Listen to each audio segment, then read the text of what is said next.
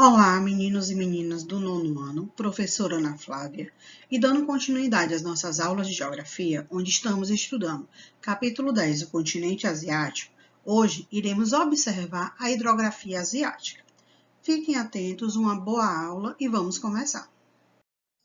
A hidrografia do continente asiático está relacionada com o seu lado oeste, que se destaca entre os rios Tigres e os rios Eufrates. Em suas margens estão fixadas muitos povos que, no decorrer de milhares de anos, estiveram envolvidos em disputas territoriais e domínios dos povos. Nessas áreas nós temos Planalto, com grandes extensões, principalmente de 3 rios, os rios Obi, Lenice e Lena, que são bastante utilizados para a geração de energia elétrica, embora grande parte dos recursos dessa água seja congelado durante o inverno.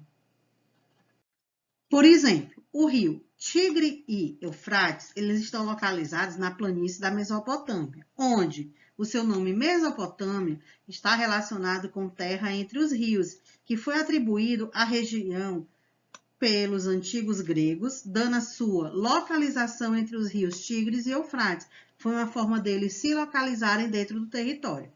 Atualmente, essa área corresponde ao país do Iraque, onde existe mais de 10 mil sítios arqueológicos. E agora iremos conhecer um pouco sobre as características do rio Ganges, esse rio que é tão importante para o povo da religião hindu. O rio Ganges, ele se destaca na sua planície, ou seja, no território da Índia, que é a região mais densamente povoada do mundo. O rio Ganges nasce no sul do Himalaia, próximo à fronteira da Índia, com a região chinesa do Tibete. Aqui no mapa podemos localizar o rio Ganges, sua nascente, com a Índia e o Tibete. Os hindus fazem peregrinações religiosas a muitos lugares ao longo do percurso do rio Ganges, onde eles acreditam que, se banhando em suas águas, eles estão lavando seus pecados. As águas do rio Ganges vêm sendo utilizadas para a irrigação há mais de 2.000 anos. O arroz e outros produtos agrícolas estão relacionados com o processo de irrigação do rio Ganges, onde eles geram alimento a quase toda a população indiana e de Bangladesh. Vale lembrar que o rio Ganges também é chamado de rio Benares, ou seja, é um dos rios mais importantes e um dos lugares mais emblemáticos da Índia, exatamente pelo que a gente acabou de ver, porque ele está relacionado com a questão religiosa e mística, ou seja, o povo hindu acredita que, se banhando no rio Ganges, eles estão se purificando, ou seja, estão ficando livres do seu pecado.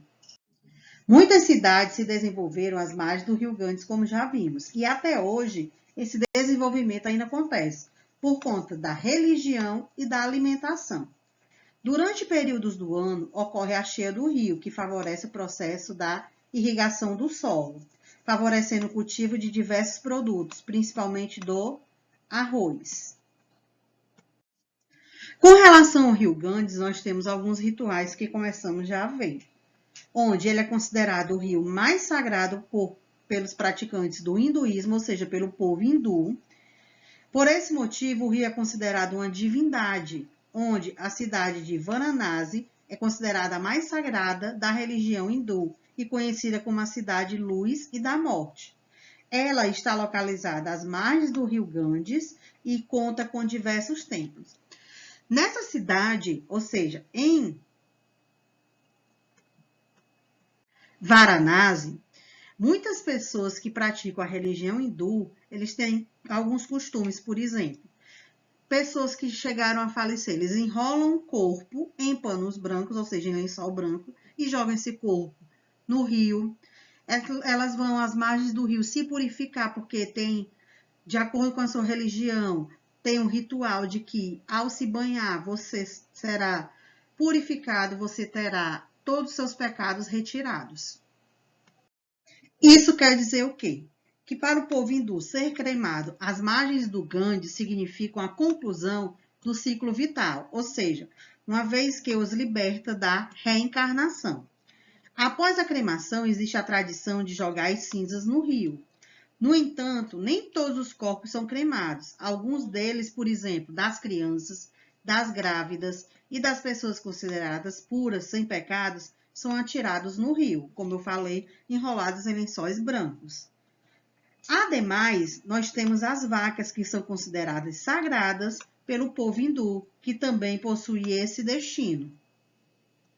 Mas além de uma questão religiosa e de uma questão de desenvolvimento econômico, o rio Ganges também é considerado um dos rios mais poluídos do mundo.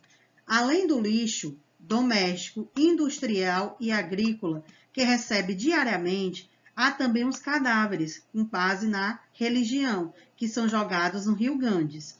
Esse fato tem afetado diretamente as populações que vivem próximas ao rio, como a proliferação de várias doenças. Segundo a OMS, Organização Mundial da Saúde, as águas do rio Ganges estão abaixo do nível considerado própria para o consumo. Mesmo assim, essa água do rio Ganges ainda é usada para o abastecimento de grandes cidades. O governo indiano ficou responsável de limpar o rio com o intuito de diminuir a poluição e alertar para a perda da biodiversidade. No entanto, até hoje nada disso foi feito.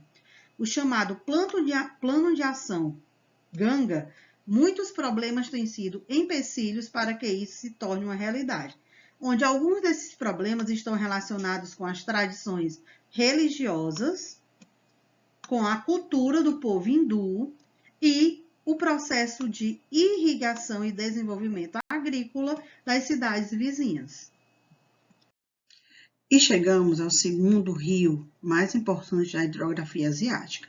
Vamos conhecer agora o Mar Morto e suas principais características. O Mar Morto, ele é banhado, ou seja, ele se alimenta pelo Rio Jordão, e ele banha os países da Jordânia, Israel e Cisjordânia. Ele tem uma característica bem marcante, que é a alta concentração de sal. Essa característica impossibilita o desenvolvimento de peixes e de qualquer outra forma de vida. Os peixes que chegam pelo Rio Jordão morrem instantaneamente ao entrarem no lago, ou seja, no Mar Morto. Por isso ele é chamado de Mar Morto, porque todo ser que desaguar dentro desse lago, ele vai morrer por conta da quantidade de sal que existe na água. O Mar Morto é conhecido por ser um rio onde não é possível afundar, também em função da sua quantidade de sal, ou seja, o seu corpo d'água é muito denso, muito mais do que o corpo de qualquer ser vivo. Essa grande quantidade de minerais também contribui para os seus benefícios medicinais, que aumentam o número de turistas que se banham no mar à procura de melhorar a pele ou até se curarem de doenças dermatológicas. Apesar de ser um mar fechado, sem contato com o oceano, o Mar Morto vem sofrendo uma diminuição nos seus níveis da água. Antigamente, a quantidade do volume da água era depositado pelo Rio Jordão. Era praticamente a mesma quantidade de água que evaporava. Entretanto, com a exploração do Rio Jordão, o principal rio de uma região que se caracteriza pela falta de água, a quantidade de água depositada no Mar Morto acabou se tornando menor. Com isso, ele vem sofrendo gradativamente com a diminuição do seu volume. E chegamos agora ao Mar Morto, que faz parte da hidrografia do continente asiático, e vamos entender por que esse mar está desaparecendo. O Mar Aral, na sua região, está localizado a leste do Mar Cáspio, com os principais rios que são o Sirdário e o Amildária. No entanto, devido a um clima seco nessa área, muitos rios possuem cursos de água temporária, ou seja, são rios que secam durante o ano. Nessa região encontra-se o Mar de Aral, imenso lago constituído de água salgada, entre os países do Cazaquistão, ou seja, ao norte, e Uzbequistão, ao sul. Até 1960, ocupava uma área de 68 mil quilômetros quadrados. Essa extensão colocava como o quarto maior lago do mundo, mas essa realidade mudou.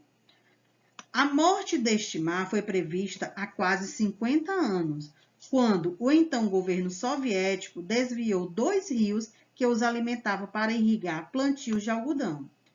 os agrotóxicos começaram a poluir 15% das águas.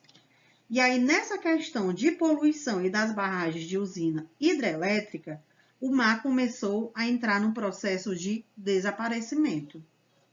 Em português, o mar Aral significa mar de ilhas. É um mar interior que está situado na porção central do continente asiático. Trata-se de um grande lago salgado que vem sofrendo com diversas questões ambientais, principalmente a seca e a salinização. E analisando a imagem, podemos perceber esse processo de desaparecimento do rio Aral, onde, no ano de 2000, nós temos essa extensão do lago, ou seja, do rio Aral, e ele vem sofrendo processo de 2 em 2 anos, que é por onde a pesquisa é realizada. Ou seja, de 2 em 2 anos, eles fazem imagens por satélite para ver como está a situação do rio. Então, em 2020, que é o ano que estamos, eles ainda não fizeram essa imagem, porque eles fazem no final do ano. Então, de 2 anos atrás, em 2018, nós temos essa imagem atual do nosso rio, ou seja, do mar Aral. E essa questão ambiental que está fazendo com que o mar Aral desapareça está relacionada com o desvio de suas águas, as quais são utilizadas para a irrigação das áreas onde o algodão é o principal cultivo. O desvio das águas e a poluição são causados pelo uso de agrotóxicos, resultado na perda da biodiversidade e suas principais consequências. Assim, a pesca, que antes era uma das mais importantes atividades econômicas da região, nos dias atuais, ela praticamente não existe. E aqui concluímos mais uma aula.